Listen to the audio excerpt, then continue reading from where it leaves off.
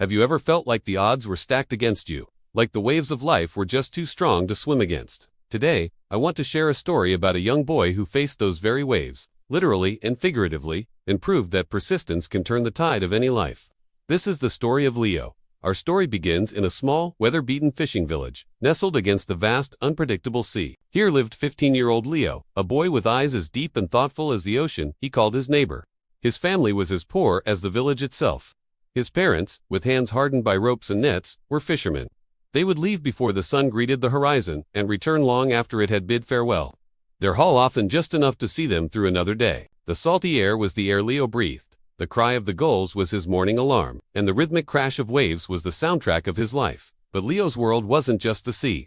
He had another ocean to explore, the ocean of knowledge. Every morning he would run along the sandy shore, not to the docks, but to the small one-room schoolhouse on the hill. He cherished his books, their pages filled with worlds far beyond his coastal village. He devoured every word, every formula, every piece of history. His teachers saw a spark in him, a burning curiosity that the poverty of his surroundings couldn't extinguish. But Leo's days were a constant balancing act. As soon as the school bell rang, he wouldn't join his friends for games. Instead, he would race back to the shore.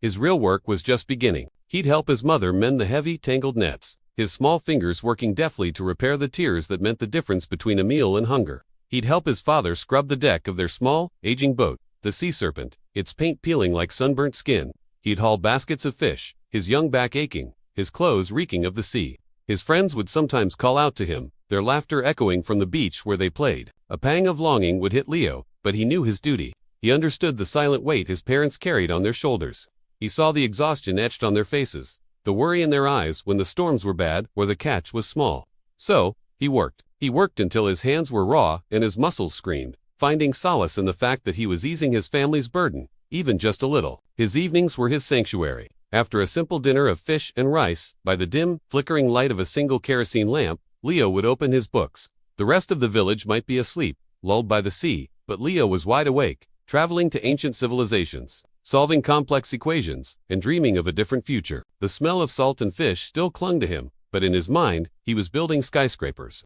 designing bridges, and exploring the bustling streets of a city he had only ever seen in pictures. His father, a quiet man, weathered by the sun and sea, would watch him sometimes. He didn't understand the strange symbols in the books, but he understood the fire in his son's eyes. "All this studying," he once said, his voice raspy like sand. "What for, son? The sea is our life. It's all we know." Leo looked up from his book and replied softly, "Dad, the sea has taught me to be strong, to be patient, and to respect nature. But my books, they're teaching me how to build a stronger boat, a bigger net, maybe even a lighthouse to guide everyone home safely." His father didn't fully grasp it, but he saw the conviction in Leo's heart and simply nodded, a silent blessing. Years passed. The tide came in and went out. Leo grew taller, stronger. His dedication never wavered. He juggled his studies and his chores with a discipline far beyond his years. He became the top student in his small school. Then in the entire district, a scholarship, a word that sounded like a myth in his village, became a reality. It was his ticket out, his chance to build that lighthouse. Leaving his village was the hardest thing he had ever done. He hugged his parents on the dock, the same dock where he had spent countless hours working. His mother wept silently, her tears mingling with the sea spray. His father placed a firm hand on his shoulder. "Remember where you come from," he said, "but don't let it hold you back. Go, make the sea proud." The city was a shock to his senses. It was a concrete ocean, with waves of people and currents of traffic. The noise was a deafening roar compared to the gentle whispers of the sea. For the first time, Leo felt like a small fish in an endless ocean. Many students at the university came from wealthy families, with polished shoes and easy confidence. Leo had his one worn-out bag, his scholarship papers, and the calloused hands of a fisherman's son. But the same persistence that got him through long nights of mending nets and studying by lamplight became his anchor in this new, overwhelming world. He studied harder than anyone. While others socialized, he was in the library. When they complained about pressure, he remembered the pressure of the deep sea and the weight of his family's hopes. He took on part-time jobs, not just to support himself, but to send money back home, a reversal of the tide of care.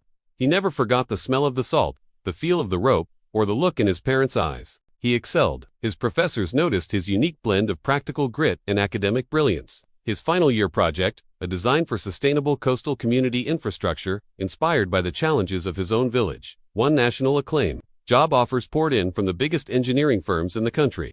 One day, years later, a sleek car pulled up in the dusty lane of the fishing village. A man in a sharp suit stepped out. He looked different, but his eyes were the same as deep and thoughtful as the ocean.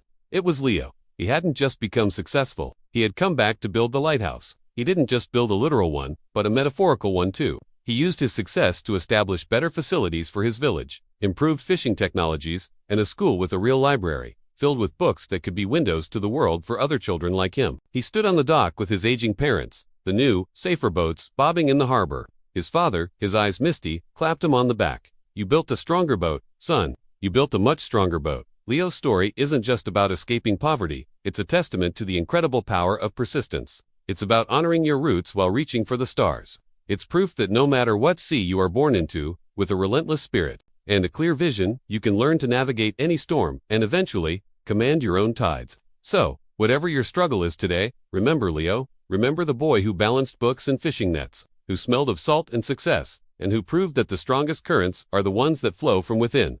Thank you so much for watching. If this story inspired you, please give this video a thumbs up, and don't forget to subscribe to our channel for more stories that motivate and uplift. We'd love to have you as part of our community. See you in the next one.